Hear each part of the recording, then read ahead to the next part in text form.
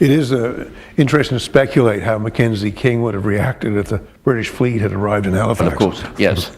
Well, in fact, there was that sort of, yes, the private exchange between Mackenzie King and Roosevelt, because Roosevelt was so shocked, as you know, by Churchill's position, that he actually sort of, got in touch with Mackenzie King. We talked, you mentioned, the point when Hitler might have won the war. It's still sobering to think what actually that means in real terms. Yes. I mean, not just to us in Western democracy, but you bring out the fact that his war plans, the German war plans, called not just for the Holocaust, but basically for starving to death 30 million people. Yes, the hunger plan. As a policy of government. Yeah, absolutely. The idea was to reduce the Soviet population to a form of sort of slavery, but there were far too many, and they wanted to get rid of all of the populations of the cities. So it wasn't a question really of capturing Leningrad. They wanted actually to destroy Leningrad. Moscow, if it was, was to be basically pummeled, and the population could either be pushed further east, where they would undoubtedly have starved, or they would have just been left to starve within the German-occupied area, which was going to go up to what was called the AA line, which is the line from Astrakhan to Archangel. Turning to the German-Soviet War, which is, I guess, the biggest war in all history, and it is hard to imagine one sort of nuclear ever approaching that, and I guess that is really what the war hung upon. Yes. I was working out today that you mentioned in there that the front was 25 kilometers wide. That's from Toronto to past Regina. It's just mind-boggling, the width of that war, and you had commanders in front of maps that ran thousands of kilometers, battles going on, lives being lost, and it was just a gigantic war. Did your respect for the Soviet effort and Stalin go up during this research, or was it pretty high to begin with, or did it in fact decline? Stalin was a disastrous commander at the beginning of Operation Barbarossa, partly because of his absolute denial of refusal to believe that that invasion could come about. But then what's interesting, as Hitler became a total liability to the Germans, having been quite effective, having basically believed in the invasion of France, which many of the German generals didn't think was possible. They still rated the French army as the most powerful army in Europe at that particular stage. But Hitler had actually seen with his really his great talent, which was to spot the weakness in others. And he, of course, he declined dramatically and became even more of a liability, while Stalin, on the other hand, after the disaster of 1941 and then certainly by the end of 1942, had actually started to become a very effective war leader. So you get these sort of two graphs going in different directions. Still, the amazing Soviet ability to withstand casualties that are just beyond belief. But it goes well beyond the ability. When one says the ability to stand casualties, frankly, the poor casualties didn't have much say in the choice. I think that, and this was actually something which came out after I'd done the Stalingrad book, when I was sent this material by Russian historians, who at that stage were still quite pro me before they hated me after the Berlin book. But the fascinating thing was that at the time of Stalingrad, when there was the great encirclement of Operation Uranus being prepared, they also prepared this huge deception called Operation Mars, which David Glantz wrote about, but actually he didn't have the information at the time, and it wasn't, he got the wrong end of the stick in a way. But that was actually one of the most terrifyingly ruthless and cynical ploys ever known in the whole history of war, because Stalin sent into the attack 6 whole armies without any proper artillery support. But worst of all, they actually betrayed the plans deliberately to the Germans before the attack, just to make sure that the Germans didn't move all the troops on that front. They lost over 215,000 casualties. So that was the equivalent of just a little bit less than the whole of the Allied losses in D-Day and the whole of the Battle of Normandy. To give you an idea, those lives were just basically thrown away. And of course, the chilling fact that after the war, Russians who had been taken prisoner were thrown in the gulag or executed or what have you. By the way, we're going to be going to questions in about 10 minutes, so you could be thinking of some questions to go to the mic. But in the interim, I want to ask a few central big questions. Franklin Roosevelt, as a war leader, how not just critical to the war was he, but how would he rank as a war leader, not just as a great commander in the domestic? Well, I have never been quite, shall we say, at one with Conrad Black on his assessment of. But you agree with his Nixon? we have discussed it on one or two occasions. I mean, Roosevelt was great in certain ways. Particularly in his vision on really throwing the whole of the US economy into the battle. Surprisingly, actually, advised by a Frenchman in the form of Jean Monnet, which was sort of fairly striking. I mean, it was a tribute to Monnet that his opinion was so respected in Washington at that particular time. Where Roosevelt, I think, had a major liability was, first of all, in his manner of work, which was pretty chaotic. He did not involve his chiefs of staff, above all General Marshall, and he often, operated behind his back. Marshall was horrified at the way that Churchill had an access to Roosevelt, which he didn't have. And it was quite funny the way that Marshall complained to his British counterpart, General, later Field Marshal Alan Brooke, about how he never got to see Roosevelt. And Brooke replied, "God, you're lucky," basically. I can't get away from Churchill. He's on the telephone and waking me up in the middle of the night and all the rest of it. But that was slightly the difference. Churchill was far too hands-on. Roosevelt was perhaps too hands-off, and was fairly cavalier in the way that he made decisions without consulting. But I think the real trouble was really with the relationship with Stalin. Roosevelt, with a certain amount of justification, said to Churchill, Stalin will never trust you. He knows you're an anti-Bolshevik and all the rest of it. But I know he'll trust me. And it was this arrogance, I think, and belief in his own charm, which I think led to the weakness of the Allied position, first of all at Tehran, but above all at Yalta.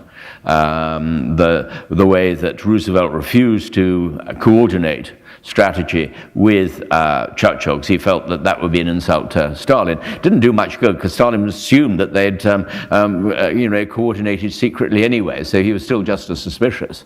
But Stalin was only reassured because, of course, they'd bugged, he got Sergei Berier's son, to bug all of Roosevelt's rooms, so that they had details of every single conversation. And Stalin was very flattered to hear how much Roosevelt genuinely respected him and all the rest of it, and no doubt rubbed his hands in glee to see how ready Roosevelt was to deal with Stalin behind Churchill's back. The war leaders get very little attention here is Chiang Kai-shek of China. And in fact, China's whole contribution to that war has been undersold to a degree that's quite shocking almost. Well, it is. I mean, the trouble is, the Sino-Japanese War, which was horrific in its sort of brutality and its cruelty, didn't have the same sort of dramatic campaigns, which are easy to write about. I mean, there were one or two, the various offensives against Changsha and so forth. It was a long, grinding war, which was one thing. It was also very complicated in the sense of the civil war within the Sino-Japanese War, because, of course, Mao Zedong was basically trying to avoid fighting the Japanese and just building up his own strength so as to win the civil war against the nationalists afterwards. And of course, Chiang was to a certain degree was the same, because he hated the communists just as much as the communists hated him. And he too was trying to hold back some of his troops, but also, and I think this is where the US was very unfair, that you got Stilwell, who was always saying, calling peanut, as he referred to the Generalissimo.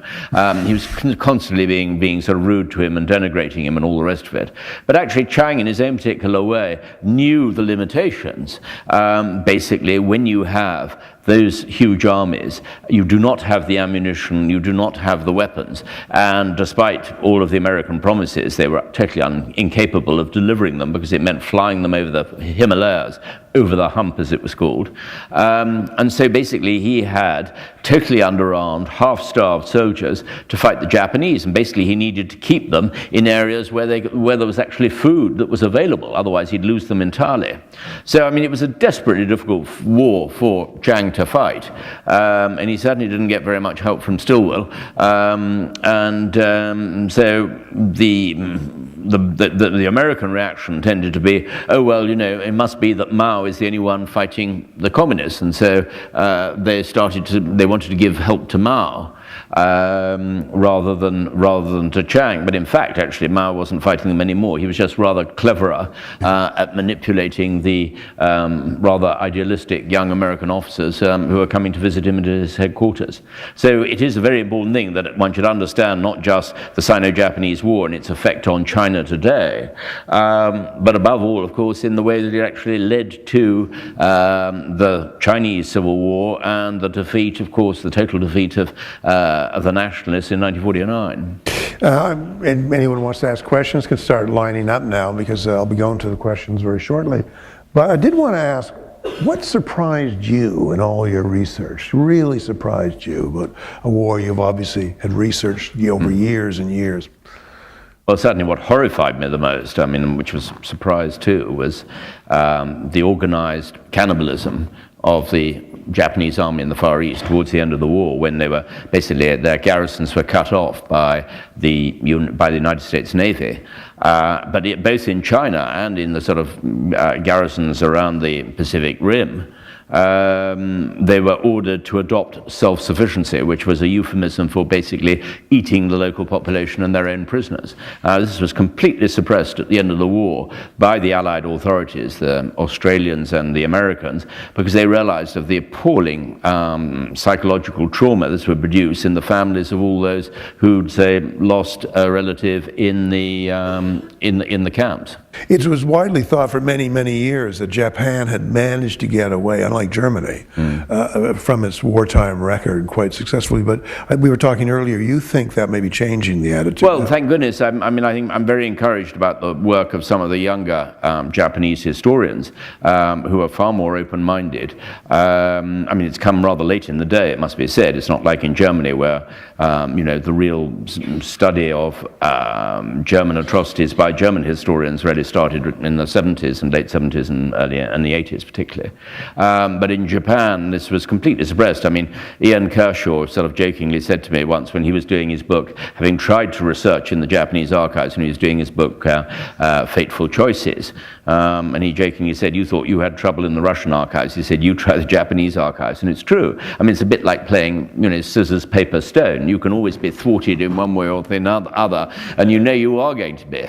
So lastly, we're nowhere near the bottom of the archives of the world. No, they're huge. They are huge. And I mean, this is why, it's always preposterous, it's totally ridiculous ever to describe a book as definitive. There's always going to be new material appearing, and I'm sure there will be, and we'll have a few more surprises, probably some nasty surprises, but I don't think that the general history of the Second World War is actually going to be turned upside down by discoveries in the archives. Let's go to the question first. Yes. Sir, I recently read a book by two British researchers. One was Simon Dunstan and the other was Gerard Williams. It's called Grey Wolf. And in there, the authors make the assertion that Hitler didn't die in the bunker, but he followed Martin Bormann to Argentina. Oh dear, where do we start here? Listen, I have interviewed enough, shall we say, several people who had seen Hitler in those last days in the bunker, who were totally reliable witnesses. General von Freytag Loringhofen, who's one of the best witnesses I've ever spoken to in terms of, not just recall, but also when he says he doesn't know something, he will tell you straight away. I spoke to Rokas Misch, who was the SS telephonist in the bunker. And he recounted, and it was rather a strange conversation. We were sitting in his parlor drinking tea as he showed us his photograph albums. They were rather like holiday photographs, but not many people have photographs of Hitler playing with his Alsatian dog Blondie in their holiday photographs. And Rokas Misch described how just after they'd burnt Hitler's body, and he'd seen Hitler's body being carried past him with Eva Braun, that they'd been set on fire, that one of the drunk SS guards they'd all been boozing up in the upstairs in the Reichschancellery, came staggering down the stairs and shouted out to him, "Hey, do you want to come and have a look? He's on fire." And, no, I mean, it was sort of pretty black humor. No, I'm afraid Grey Wolf is the biggest load of rubbish out. And I'm afraid to say that, these conspiracy theories, which are bound to come up from time to time, are frankly, irritating at best. I was asked by the BBC would I go on the air and debate it with him, and I'm afraid to say, frankly, it just didn't deserve the oxygen of publicity or whatever. Next question, sir. Next question, thank you. And it's nice, by the way, to keep these brief, as brief of the questions. Yeah, I'm sorry, I better keep them brief too, anyway, I'm sorry. Well, I don't know if this is a two-part question, but Can we have one at a time, please? Well, no, it's okay. Okay, yep. My question is, if Pearl Harbor had not taken place, would the Americans have been involved in World War II regardless? Well, probably eventually, but Pearl Harbor made a huge difference. Hitler, and this is sort of the key point, Hitler did not know about the Japanese plan to attack Pearl Harbor. He was overjoyed when he heard about it, and he immediately saw, or thought he saw, that this was the one opportunity to knock Britain out of the war. Now, this is a very curious thing. One has to see the way that Hitler basically had a different objective and a different justification when he did things. He justified to his generals the invasion of the Soviet Union on the grounds that it would be the best way to knock Britain out of the war.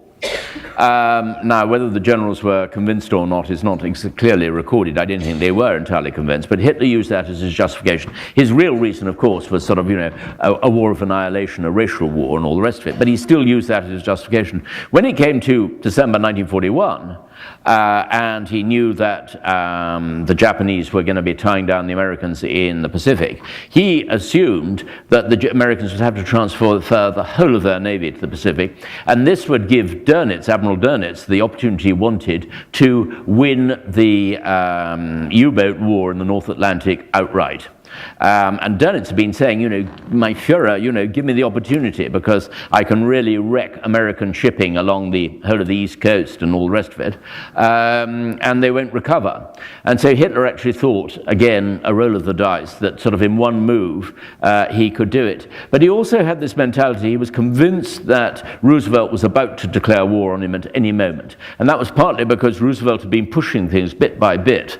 And once the whole question of the US Navy escorting British convoys had come into being, Hitler felt it was just going to be a question of time.